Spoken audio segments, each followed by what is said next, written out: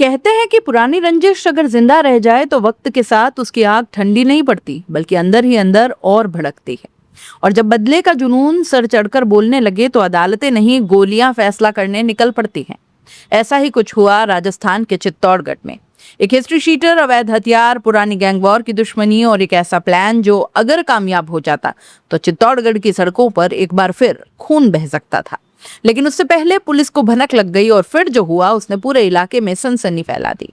Police और बदमाश आमने सामने आ गए, गोलियां चली, जवाबी फायरिंग हुई और कुछ ही मिनटों में पूरा खेल पलट गया।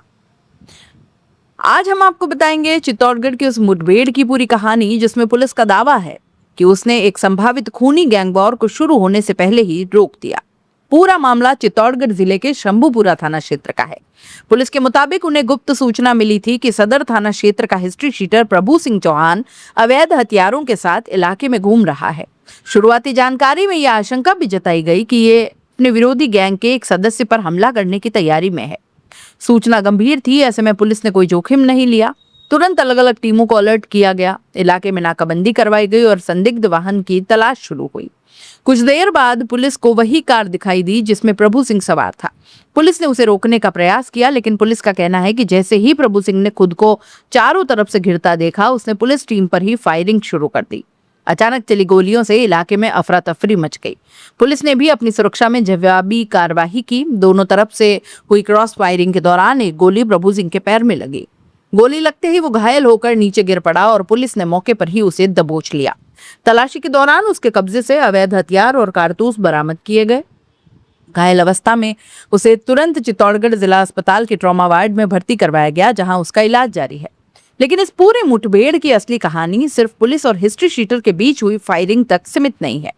पुलिस की जांच इस घटना को पिछले साल हुए अजय राज सिंह हत्याकांड से जोड़कर देख रही है। आपको याद होगा, पिछले वर्ष कोतवाली थाना क्षेत्र में एक होटल के बाहर बैठे युवकों पर अंधाधुंध फायरिंग हुई। उसी हमले में अजय राज सिंह की मौत हो गई और इसी हत्याकांड के बाद से इलाके में दो गुटों के बीच लगातार तनाव बना हुआ था। पुरानी दुश्मनी खत्म होने का नाम नहीं ले रही थी।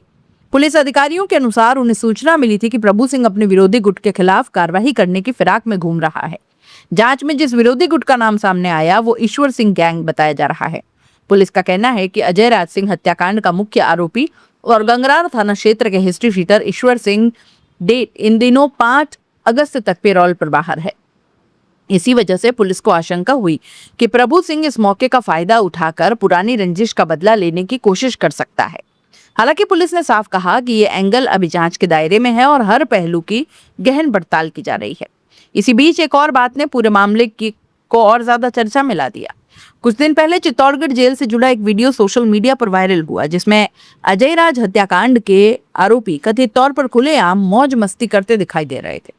उसी वीडियो में कुख्यात ईश्वर सिंह के भी नजर आने की बात सामने आई थी। ऐसे में सवाल उठना स्वाभाविक है, क्या ये सिर्फ संयोग था? क्या पुरानी दुश्मनी फिर से खूनी मोड़ लेने वाली थी? क्या एक और गैंग वॉर की पटकथा लिखी जा चुकी थी?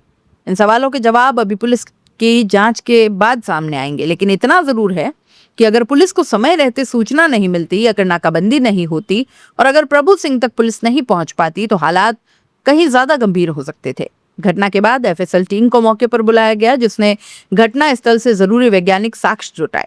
वहीं अस्पताल में भर्ती घायल हिस्ट्री शीटर की सुरक्षा भी बढ़ा दी गई है।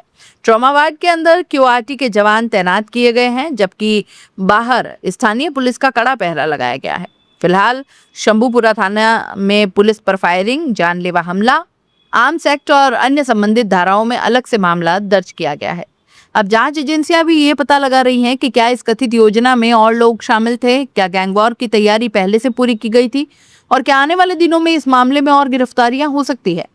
फिलहाल इतना तो साफ है कि इस बार चित्तौड़गढ़ में गोलियां जरूर चली, लेकिन किसी आम नागरिक की जान नहीं गई। पुलिस का दावा है कि उसके समय रहते की गई कार्रवाई ने एक संभावित खूनी गैंग वॉर को शुरू होने से पहले ही रोक दिया। अब इस पूरे मामले की असली तस्वीर पुलिस जांच पूरी होने के बाद साफ होगी, क्योंकि बदले की ये कहानी आखिर कितनी गहरी थी, इसके पीछे कौन कौन लोग थे और क्या सचमुच एक बड़े गैंग वॉर की तैयारी चल रही थी। इन सभी सवालों के जवाब अभी जांच की फाइलों में ही छिपे हैं। आप इस पूरे मामले में क्या कहना चाहते हैं? अपनी राय कमेंट बॉक्स में लिख भेजिए। जाते जाते चैनल को लाइक, शेयर और सब्सक्राइब जरूर कीजिएगा।